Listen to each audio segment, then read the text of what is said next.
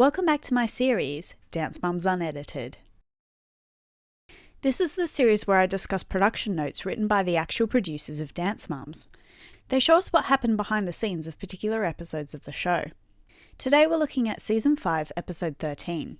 As always, there will be a link in the description box below which will take you to a PDF of these notes so you can read through them in further detail, because there was more to this episode than the producers cared to show.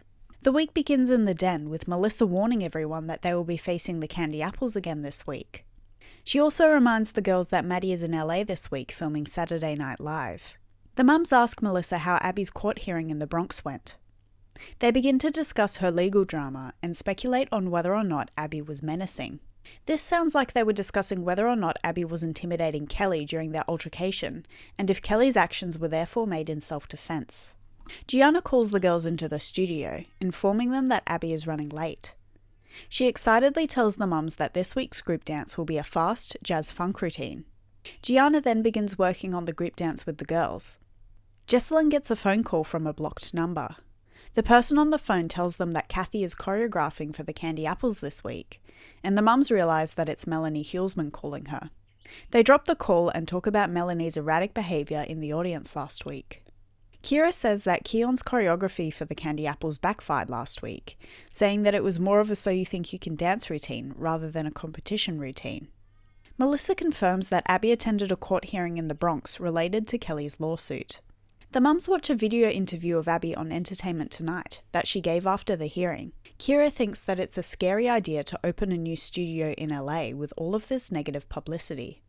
Abby finally arrives at the studio, holding pyramid headshots in her hands. She then begins Pyramid, congratulating the girls on a clean sweep. She remarks that not only did Kathy lose, but she screwed over her team of talented dancers.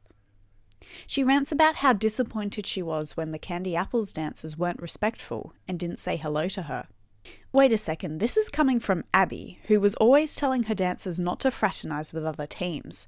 Can she really blame them for doing the exact same thing? The mums say that Chloe posted something rude on Instagram. Just to clarify, the mums are talking about Chloe Smith, not Chloe Lukasiak. Apparently her post simply said how excited she was to beat Kalani at a competition. Abby commented, saying that her post was obnoxious and disappointing, and she claimed that Chloe is not kind or respectful. Jess announces to the team that her mother had surgery recently, and luckily it went well. She informs them that her family is giving her a lot of grief for not coming back to Nebraska to be there for her. Abby has no time to set up a pyramid, so she just hands the girls their headshots. She says that Jojo and Kendall are on the bottom. Mackenzie and Nia are next, and Abby says that their duet had more substance. Kalani and Maddie are on the top. Abby tells Kalani that she and Maddie should run the duet once a day so that the piece is good enough to win at nationals. Abby tells the team that Kalani won't be in the group number for age division reasons. She says that she has lyrical group costumes ready to go, but that she doesn't want to do a lyrical number this week without Maddie. Jill asks Abby about Kendall's music, and Abby announces that Kendall will be recording 2 songs and a music video when they get to LA. Jill asks questions about who is paying for the songs, and Abby makes it clear that she wants Jill to be involved, but wants her to stay out of most of it. Kira asks if Abby has made plans for Kalani, and Abby says that she will organise some singing lessons for her. Mackenzie asks if she will be given anything to do in LA, and Abby says that she will be shooting a music video too. When Holly asks Abby if she has any plans for Nia, Abby says that she thought Nia was doing her own thing. Holly retorts that Abby can still be involved. The pair bicker before agreeing to have a conversation outside of rehearsals. In the viewing room, the mums claim that Maddie has different rules compared to everyone else. Melissa asks Jill why she was questioning Abby's music contract. Holly isn't surprised, saying if the ALDC contract is scary, can you imagine a music contract? The mums talk about the Candy Apples, saying there is no way their team can make a comeback and beat them this week. Kira enters the studio to talk about age divisions. She tells Abby that it wouldn't matter if the girls competed in the teen division, because awards are only given to the overall winners, not the winners of each category. Despite this, Abby is not convinced. She says that she will make up her mind tomorrow. Kira returns upstairs, pointing out to the other mums that there were 5 Spice Girls, not 4, so it doesn't make sense to pull Kalani. The mums warn Jill to make sure that Kendall has a fair music contract with Abby. Melissa stresses that she needs to know all the terms of their deal. Jessalyn tells the mums that she will be getting JoJo an agent when they go out to LA. Jill believes that Abby is nervous about how far their girls will go. She thinks that Abby wants their kids to be successful, but not bigger than the ALDC. The mums then make a pact not to let Kalani be pulled from the dance. Over at the Candy Apples, Kathy blames Keon for their loss last week, saying that he needs more experience on the competition circuit. She praises Liza, Melanie and Renee for proving their loyalty to her by standing up to Abby at the competition. She informs Laura and Jennifer that they need to speak up and pull their weight. Apparently, Abby went after all their kids on social media after the competition last week, and Jennifer is eager to fight about it. Liza is particularly ill this week, but pretends to be okay. Kathy insists that she should leave before she infects the rest of the team. Renee begins to complain about Kathy's studio and facilities, saying that she's nervous that Tessa will lose her dance skills by being here. Kathy rolls her eyes, saying that at least it isn't infested with vermin like Abby's studio. Kathy announces that she and her sister-in-law, Erin, will be choreographing this week. She gives Casey a solo, entitled Hot Stuff. This causes the other mothers to argue, trying to push for their own kids to have solos. Kathy asks Jennifer and Laura how they plan on stepping up this week, and Jennifer suggests that they auction off whatever ALDC items they own at the competition. The girls then share what this week's group dance means to them. Chloe Smith says that she wants to prove to Jess that she's more than just her ears. This is just heartbreaking knowing what Abby ends up saying to her at the competition this week. Melanie calls the ALDC, and Kathy immediately takes over. She asks Jess whether JoJo is in rehearsal or in speech therapy. Renee causes tons of drama at the end of the day by telling the mums that Ashton is the weak link on their team. She then hints to the other mums that she would rather be on Abby's team instead. The following day at the ALDC, the girls arrive in Spice Girls-inspired outfits. Melissa shows everyone a photo of Maddie on the SNL stage, and Mackenzie says that she feels great without Maddie there. The girls make up a cheer, chanting, "We are spicy, we are hot, we're the Spice Girls and you are not." Abby enters the den holding Malibu, the Ziegler's puppy. Jill reminds Abby that she wants to see a contract for Kendall's music. Abby deflects, telling her that it's very cut and dry and that she's getting an amazing deal. Melissa backs Abby up, saying that she got an amazing deal with her for Mackenzie's music. It probably wasn't that amazing given all the legal drama that the Zieglers later went through to get Kenzie out of her music contract. Jill brings up the fact that Holly and Abby agreed to have a conversation, but Abby seems to have changed her mind, saying that Holly is trying to go somewhere Abby cannot take her. The pair begin to fight over which one of them is the sneak, the backstabber, and who was the one bribing others. Abby tells Holly that she doesn't need to pull Kalani from the group, and that she could just as easily pull Nia instead. Abby accuses Holly of secretly working with Aubrey before they even got to LA. She tells her, "I hope it fills your bank account, because I'm not doing it anymore." Holly tells the mums that Aubrey let Nia be part of the creative process when it came to making her song. She claims that if Abby was in charge, she would have simply been given a song and told to sing it. During rehearsals, Abby receives a call from Renee. She listens to about a sentence of what she has to say before hanging up on her. The girls seem confused when at the end of rehearsals, Abby warns the girls to be prepared not to win. In the viewing room, Melissa tells the mums that she heard Kalani might be given a solo, since she's not in the group.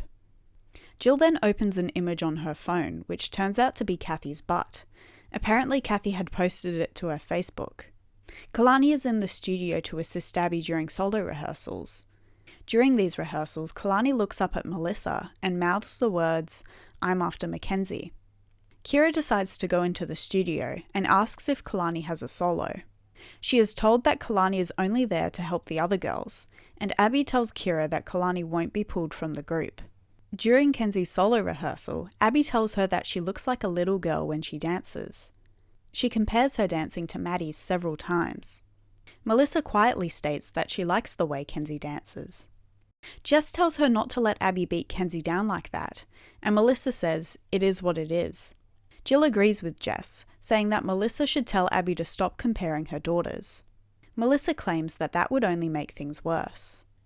Calling the mums into the studio, Abby tells them not to question her if she pulls the group number.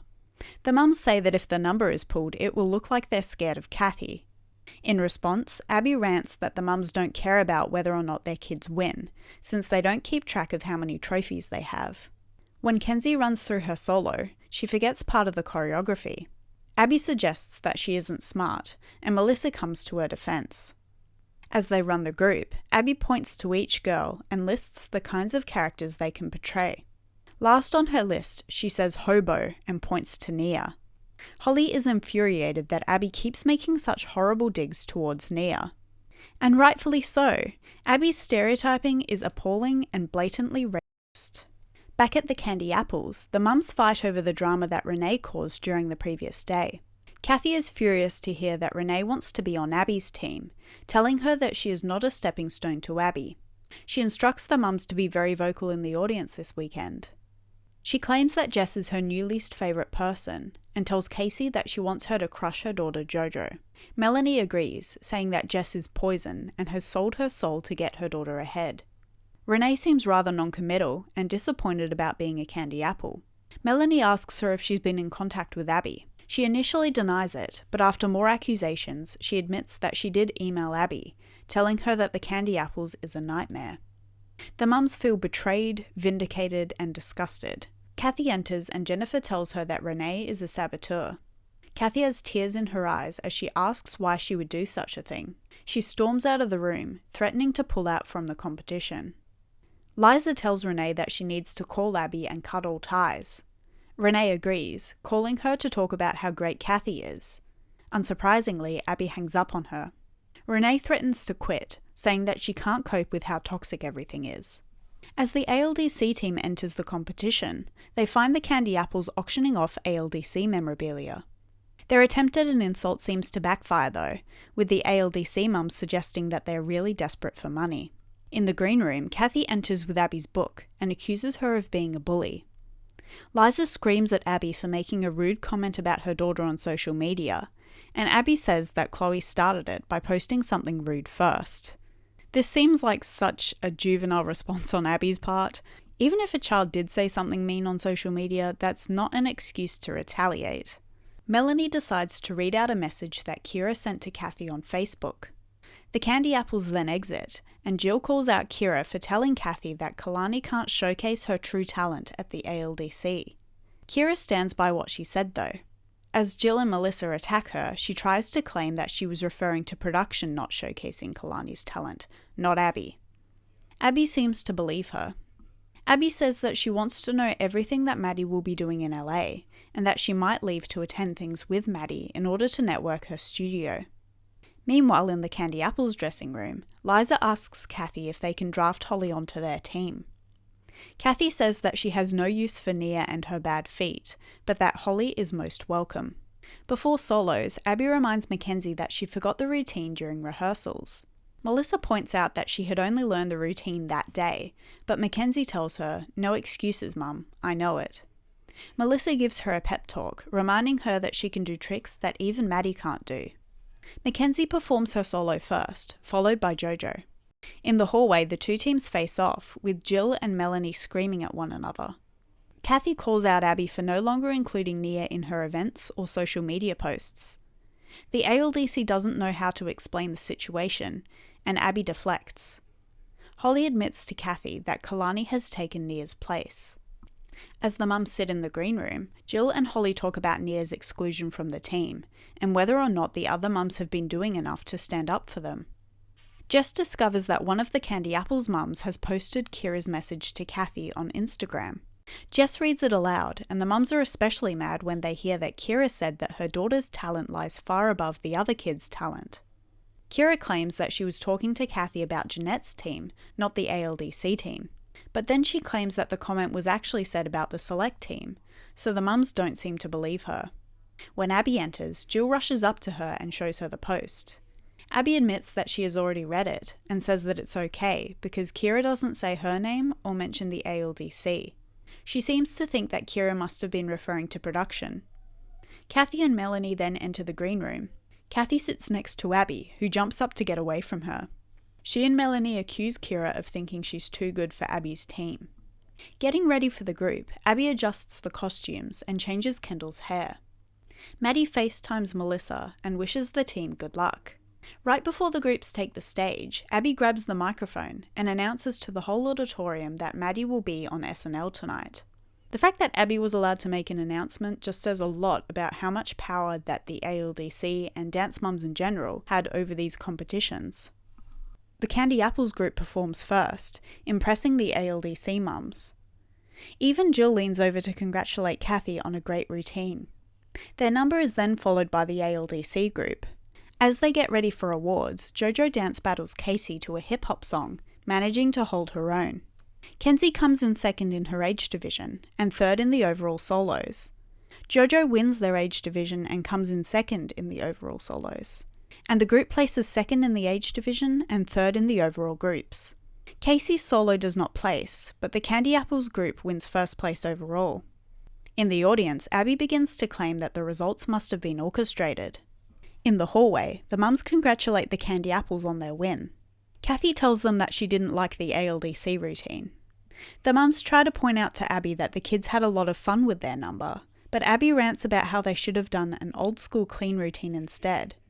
She says that these results go on her resume.